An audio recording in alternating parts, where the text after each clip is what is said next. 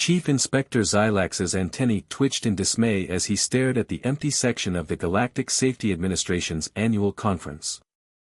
Every other species representative sat attentively in their designated areas, crystalline entities shimmering in their temperature-controlled pods, gaseous beings swirling in their containment spheres, and even the notorious procrastinating Xantarians had managed to arrive on time. But the human section? Empty. Again. Inspector, Director Vexthor's voice resonated through the grand hall, their bioluminescent patches pulsing with barely contained frustration. Perhaps you could explain to our esteemed colleagues why, for the 7th consecutive cycle, the human delegation is absent from our mandatory safety briefing?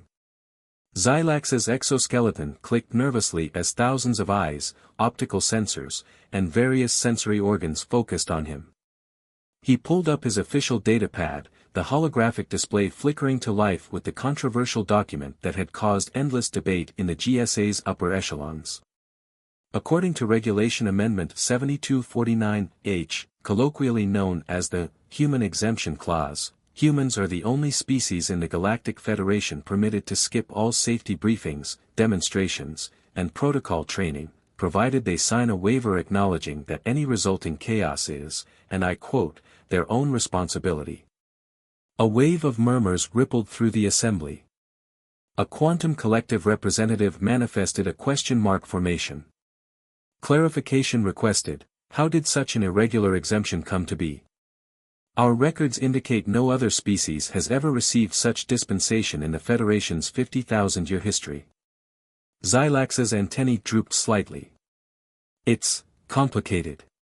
The exemption was actually implemented as a safety measure itself. You see, we discovered that forcing humans to follow standard safety protocols actually increased the likelihood of unusual incidents by approximately 300%. Impossible, shouted a mechanoid Unity representative, their optical sensors whirring in disbelief. Safety protocols, by definition, reduce incident probability. That's what we thought too, Xylax continued, bringing up another holographic display showing incident statistics. Until the Proxima Station incident. That's when everything we thought we knew about safety protocols was turned upside down. The assembly hall's lights dimmed as Xylax pulled up the security footage from that fateful day.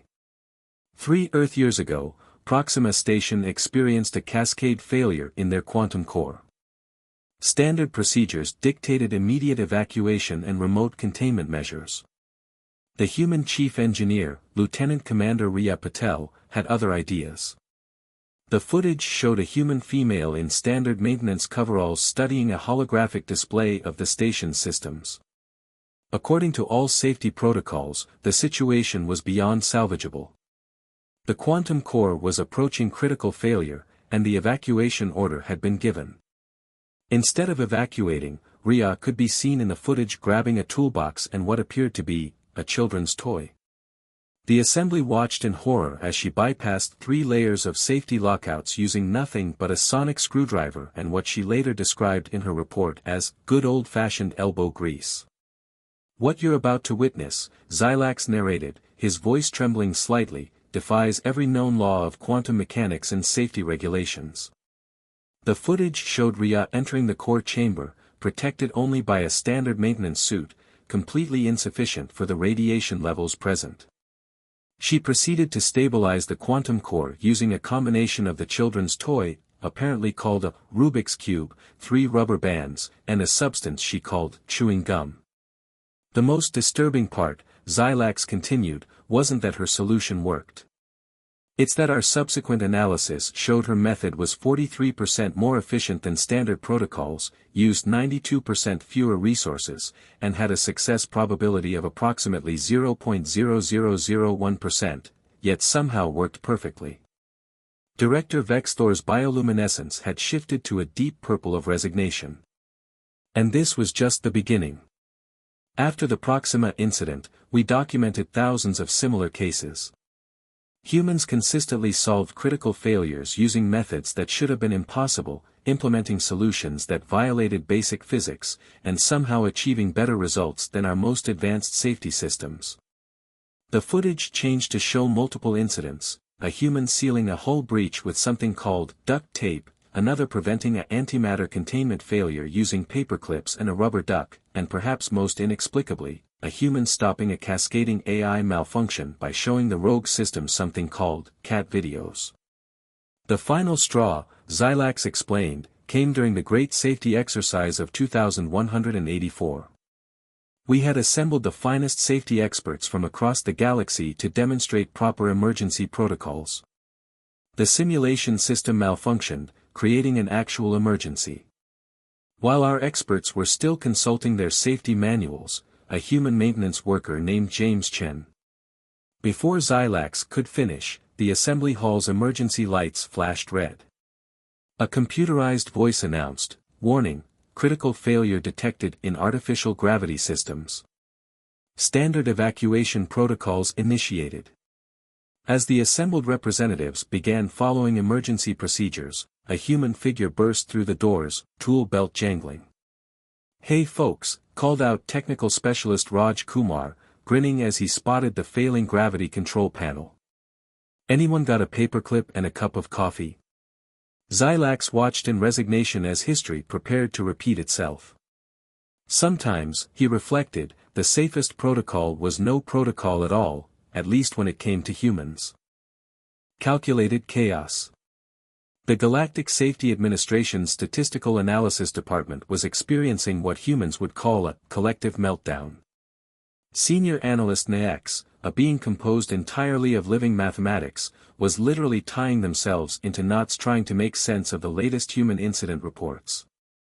This defies every known law of probability. Naex's equations flickered erratically as they projected the latest data onto the conference room's holographic display. According to our most sophisticated models, humans should have caused at least 47 extinction-level events in the past solar cycle alone. Instead, they've somehow prevented 153 of them. Director Vexthor massaged their bioluminescent temples, a habit picked up from their human colleagues. "Show me the Titan colony incident." The holographic display shifted to show footage from the methane mining colony on Saturn's largest moon. A critical pressure buildup in the main storage facility had threatened to obliterate the entire settlement. Standard protocols dictated a complete evacuation and controlled detonation from orbit. Instead, they watched as Chief Engineer Aisha Rodriguez calmly walked into the facility holding what appeared to be a garden hose and a balloon. "I must note," Naex interjected, their mathematical form twisting anxiously, that at this point, the pressure had reached 47 times the facility's rated maximum. The structural integrity was at 2.3% and falling. The assembled analysts watched as Aisha connected the garden hose to an emergency vent, attached the balloon to the other end, and proceeded to whistle a tune while the balloon inflated to impossible proportions. "The physics make no sense," Naex exclaimed. "That balloon should have burst instantly. Instead, it somehow absorbed enough pressure to stabilize the entire facility." When we asked Engineer Rodriguez to explain her methodology, she said, and I quote, "The balloon was really stretchy, and I had a good feeling about it." "A good feeling," Director Vexthor repeated flatly. "She prevented the destruction of a billion-credit facility because of a good feeling." "That's not even the most perplexing part," Naex continued, pulling up another dataset. "We've been tracking what we call the hold my coffee phenomenon.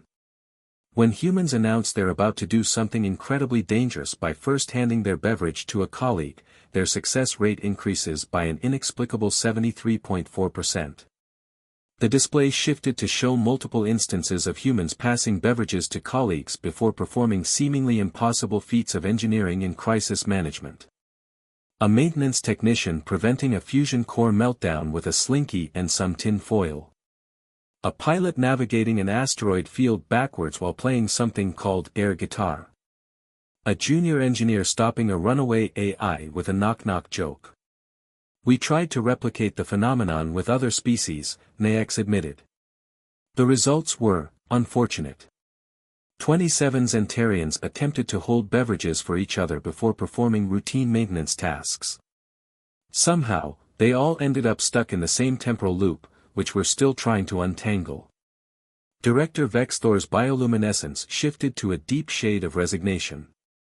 And what about the incident with Security Officer Patel and the quantum harmonizer? Naex's mathematical form briefly collapsed into basic arithmetic before recovering. We don't talk about that one, Director. The physics involved made 3 of our quantum computers request early retirement and file for therapy. The most frustrating part, a voice called from the back of the room, is that they keep filling out the incident reports incorrectly. All attention turned to junior analyst ZipQ, who was buried under a mountain of holographic paperwork. Look at this one, description of solution implemented, they wrote, wiggled the purple wire until the beeping stopped. That's not a proper technical description. And here, methodology used, they just drew a smiley face. To be fair, Naex noted, both solutions worked perfectly. The discussion was interrupted by an urgent alert flashing across all screens. The quantum containment field at the Lunar Research Station was failing, threatening to create a tear in the fabric of spacetime itself. Before anyone could pull up the standard emergency protocols, a message came through from the station's human maintenance chief, Miguel Santos. No worries, folks. Found an old Nintendo controller in the break room. Pretty sure I can use it to stabilize the quantum field. Anyone want to hold my coffee? Director Vexthor watched the success probability calculations flash across Naex's surface, 0.0000001%. Somehow, they knew it would work perfectly. Add it to the dataset, they sighed. And someone please figure out what they mean when they keep writing vibes under technical justification. Naex's calculations briefly displayed an emotion that looked suspiciously like a shrug. Perhaps, Director, that's the point. We've been trying to quantify human solutions using our standard metrics. But what if their strength lies precisely in their ability to operate outside our mathematical frameworks? Are you suggesting, Director Vexthor asked carefully, that we should officially classify human problem-solving methods as magic? Of course not, Naex replied, their equations rearranging thoughtfully. I'm suggesting we classify them as human. After all, any sufficiently advanced chaos is indistinguishable from human ingenuity. As if to punctuate the point, a success notification flashed across all screens. Miguel had indeed stabilized the quantum containment field using the Nintendo controller. His official report consisted entirely of 3 words, push start to win. The experiment. The Galactic Safety Administration's testing facility Delta-9 was designed to be the most secure, controlled environment in known space. Its quantum-locked chambers could contain anything from antimatter explosions to temporal paradoxes. Today, it was attempting something far more dangerous, understanding human problem-solving methods. Commencing Trial 1 of Project Chaos, Comprehensive Human Approach Observation Study, announced Dr. Kvix, the facility's lead researcher. Their crystalline form sparkled with nervous energy as they observed the test chamber through multiple dimensional viewers. Inside the chamber stood technical specialist Hannah Wei, looking surprisingly relaxed for someone about to face a series of potentially lethal challenges. She was whistling what she called a Disney tune while examining her standard issue toolkit. Beginning Scenario Alpha, Dr. Kvix announced. A simple plasma containment breach simulation. The chamber filled with swirling, crackling plasma energy. According to all safety protocols, this required a full hazmat suit and specialized containment equipment. Hannah had neither. Oh, neat, she exclaimed, pulling something from her pocket. I've been wanting to try this. Dr. Kvix's crystalline structure nearly shattered when they realized what she was holding. Is that a yo-yo? Hannah was already in motion, the yo-yo spinning in complex patterns. Somehow, impossibly, the plasma energy began following the toy's movement, swirling into a controlled vortex. Within 30 seconds, she had guided all the plasma back into its containment field. The yo-yo's string is made of conductive fiber, Hannah explained cheerfully. Plus, the spinning motion created a really nice electromagnetic field. Anyone want to try? It's pretty fun. 3 of the observing scientists fainted. Dr. Kvix made a note, human solution time, 47 seconds. Standard protocol time, 15 minutes. Property damage, none. Scientific laws violated, approximately 7. Next scenario. Hannah called out. This is better than coffee for waking up. The following hours defied every principle of physics, engineering, and common sense that the GSA had ever documented. Hannah solved a quantum entanglement crisis using a rubber band ball and a mirror. She prevented a temporal paradox with a set of children's building blocks. She even managed to calm a rogue AI by teaching it to play rock, paper, scissors. But how? Dr. Kvix demanded after Hannah fixed a dimensional rift using nothing but a kaleidoscope and a small succulent plant. None of these solutions should work. Hannah shrugged, watering the plant she'd somehow used to stabilize 11 dimensions simultaneously. Sometimes you just have to vibe with the problem, you know. Like, this little guy, she gestured to the plant, totally got what the universe was putting down. Dr. Kvix made another note, subject continues to reference vibes as methodology. Attempts to measure or quantify vibes remain unsuccessful. The final test was designed to be impossible. They created a scenario combining an antimatter cascade, a gravity inversion, and what humans called a Monday morning. No known solution existed.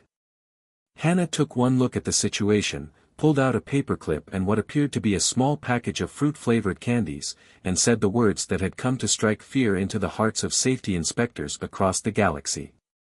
Hey, watch this.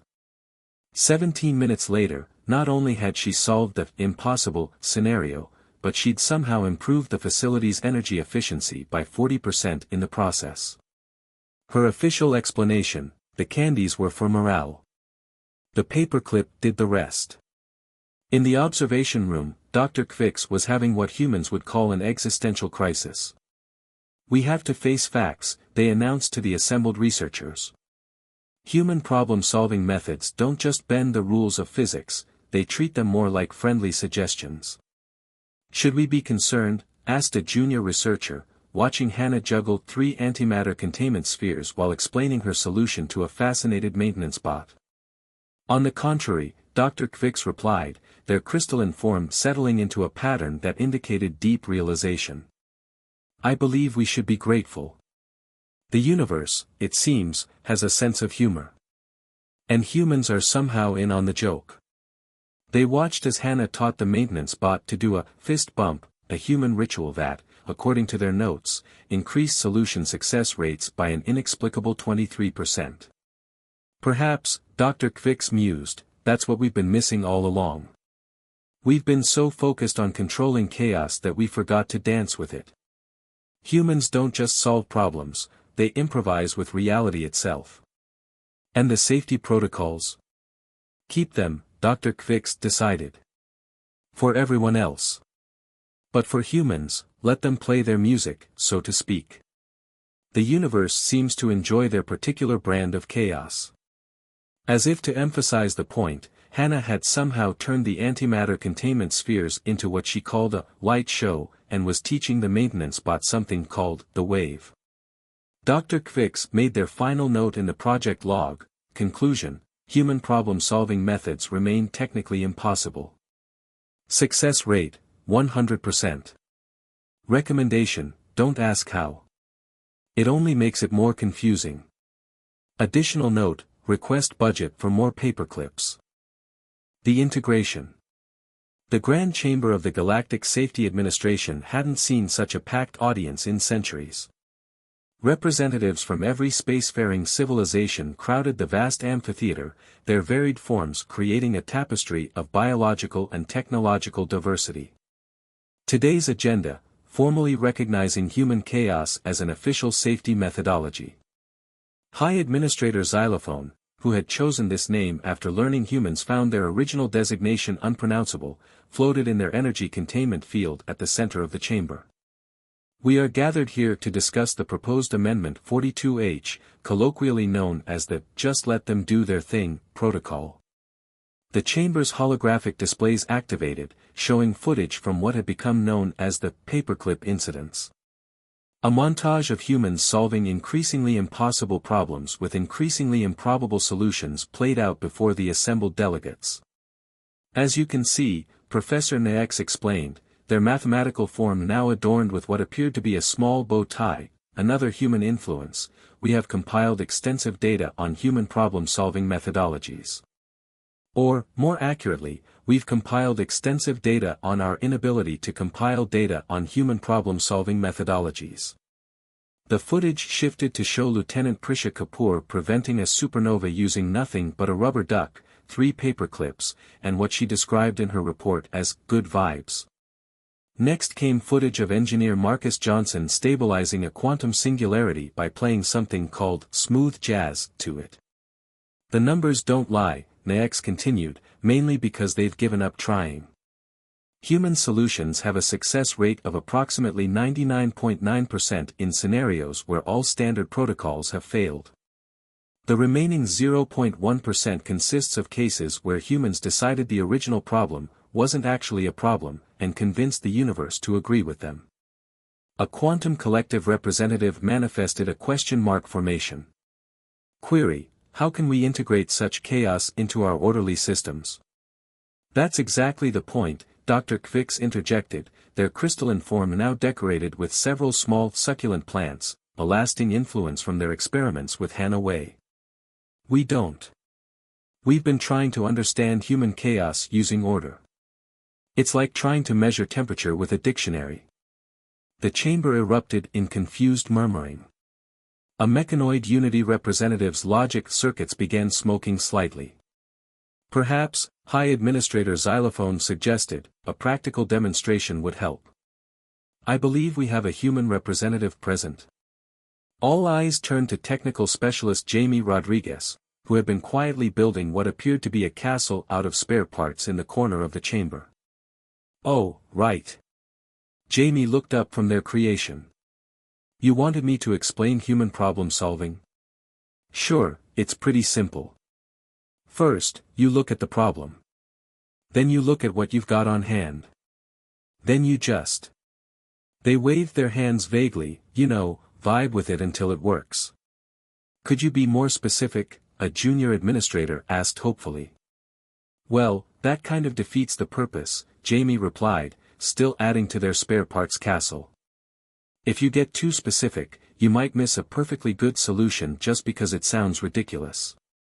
Like, did you know you can fix a quantum flux capacitor with a rubber band and positive thinking? You just have to believe in yourself. Several safety inspectors began taking notes, then realized what they were doing and quickly stopped. But the regulations. Another administrator began. Oh, those are great. Jamie interrupted enthusiastically. They're super helpful for knowing what we're definitely not supposed to do, which sometimes is exactly what we need to do to fix things. It's like, reverse inspiration. High Administrator Xylophone's energy field flickered with what might have been amusement. And this is precisely why Amendment 42H is necessary. We've discovered that attempting to regulate human problem solving actually increases the probability of what humans call hold my beer moments by approximately 3,000%. The footage displays shifted to show various incidents where humans, confronted with safety regulations, had somehow managed to solve problems in even more improbable ways than usual. The infamous Slinky incident at Alpha Centauri. The bubble gum solution to the Pleiades paradox. The still unexplained dance-off that had somehow prevented an interstellar war. Therefore, Xylophone continued, we propose the following. Humans are hereby exempt from all standard safety protocols, provided they sign a waiver acknowledging that any resulting chaos is, and I quote from the human suggestion, totally on us, no backsies. But what about documentation? A concerned archivist asked. How do we record their methods? Jamie, who had somehow turned their spare parts castle into a working quantum computer while no one was looking, shrugged. Just write down what happened. Whether anyone believes it or not is kind of part of the fun. High Administrator Xylophone's energy field pulsed with finality. All in favor of Amendment 42H. The vote was unanimous, though several species had to invent new forms of mathematics to express their agreement. Very well, Xylophone announced. From this day forward, human chaos is officially recognized as a valid safety methodology. May the universe have mercy on our insurance providers. As the chamber began to clear, Jamie approached the High Administrator. Hey, quick question, you've got a slight temporal hiccup in your containment field. Want me to fix it? All I need is this paper clip and maybe a high five. Xylophone, remembering all the data, all the impossible solutions, all the defied physics, simply replied, proceed. And somehow, impossibly, inevitably, it worked perfectly. Dr. Kvix made one final note in their research log: perhaps the greatest safety protocol is knowing when to throw away the safety protocols. Additional note: high fives now classified as essential safety equipment when humans are involved. The new normal. One standard galactic year after the implementation of Amendment 42H, the Galactic Safety Administration's annual conference looked very different from its previous iterations. The traditionally sterile meeting hall had been transformed into what humans called a collaborative workspace, complete with bean bags, fidget toys, and an inexplicable number of rubber ducks. Chief Inspector Xylax, recently promoted for exceptional adaptation to human-induced chaos, stood at the podium, their antennae twitching with barely contained amusement. Welcome to the first annual Galactic Safety and Innovation Symposium, or as our human colleagues have dubbed it, the How Did That Even Work convention. The audience, a mix of traditional safety officials and newly appointed chaos consultants, settled in for what promised to be an interesting presentation. Several humans could be seen scattered throughout the crowd, most of them tinkering with various objects in ways that made nearby safety inspectors nervously check their insurance coverage. Let's review the first year of our new approach, Xylax began, pulling up a holographic display. Total catastrophic incidents, down 73%. Equipment replacement costs, down 42%. Insurance claims, up 847% but with a 99.9% success rate in averting disasters. Mental health leave requests from safety inspectors, up 1,000%. A ripple of laughter spread through the audience. Even the mechanoid Unity representatives had developed what they called humor subroutines to cope with human solutions. But perhaps most surprisingly, Xylax continued, we've seen an unprecedented rise in cross-species innovation. It seems that exposure to human problem-solving methods has encouraged other species to think creatively. The display showed footage of a Xentarian engineer, traditionally known for their rigid adherence to protocols, successfully preventing a reactor meltdown by implementing what they called a vibes-based approach. The solution involved 3 rubber bands, a potted plant, and what appeared to be interpretive dance. I learned it from watching the humans, the Xentarian explained in the footage, their tentacles moving in what could only be described as a shrug. Sometimes you just have to trust the flow, you know. Dr. Kvix, now heading the newly established Department of Improbable Solutions, took the stage. Their crystalline form had evolved to incorporate what appeared to be a collection of human fidget spinners. We've identified several key principles of human problem-solving that other species have begun to adopt, they explained. First, the why not principle: if a solution sounds ridiculous but might work, it's worth trying. Second, the hold my beverage theorem: confidence, even misplaced, statistically improves outcomes. And finally, the good vibes protocol, which we still cannot measure but have empirically proven exists. The presentation continued with case studies that would have been impossible a year ago. A quantum collective using memes to communicate with malfunctioning AI systems. A crystalline entity preventing a solar flare with what they described as positive energy and sick beats. A group of mechanoids who had started a chaos engineering club and were successfully solving problems by asking themselves, what would a human do? But perhaps the most significant change, Xylax noted, has been in our understanding of what safety truly means. Senior Analyst NAX, would you care to explain? NAX, their mathematical form now permanently incorporating what looked like a jazz musician's beret, projected their findings. We've discovered that true safety isn't about preventing chaos, it's about dancing with it. The humans didn't just break our rules, they showed us that our rules were too rigid to begin with. As if on cue, an alarm blared through the conference hall. A quantum singularity had spontaneously formed in the building's basement, threatening to consume the entire facility. Instead of panic, the assembled delegates watched with interest as technical specialist Leah Wong, who had been building a card house out of maintenance reports, stood up casually. "Oh, neat. I've been wanting to try something. Anyone got a kazoo and maybe some glitter?" To everyone's surprise, 3 different species immediately offered kazoos, and a crystalline entity proudly produced a vial of glitter they'd started carrying, just in case. What followed was either the most ridiculous or most brilliant solution to a quantum singularity in galactic history, possibly both. Leah, accompanied by a spontaneously formed multi-species kazoo band, proceeded to make the singularity dance, with carefully timed glitter throws and what she called good party energy. By the time they finished, the singularity had not only been contained but had somehow been converted into a self-sustaining light show that, according to NAX's calculations, shouldn't exist but seems happy to anyway. And that, Xilax concluded, watching as various species began to join in what humans called a conga line around the former singularity, is perhaps the greatest lesson humans have taught us. The universe isn't a problem to be solved, it's a dance partner waiting for someone brave enough, or perhaps crazy enough, to take the lead. Dr. Kvix made one final addition to their ever-growing research logs, update to safety protocols, Section 1, in case of emergency, check if a human is around. Section 2, if no human is available, ask yourself, what would a human do? Section 3, if all else fails, try adding glitter. Final note, the universe appears to have a sense of humor. The least we can do is laugh along. As the conference devolved into what humans would call a party, complete with impromptu problem-solving demonstrations and spontaneous dance breaks, no one could deny that the galaxy had become a more dangerous place, and paradoxically, a much safer one. After all, in a universe that runs on both physics and absurdity, sometimes the safest hands are the ones holding a rubber duck and a paperclip, backed by nothing but confidence and good vibes. And somehow, impossibly, inevitably, it works.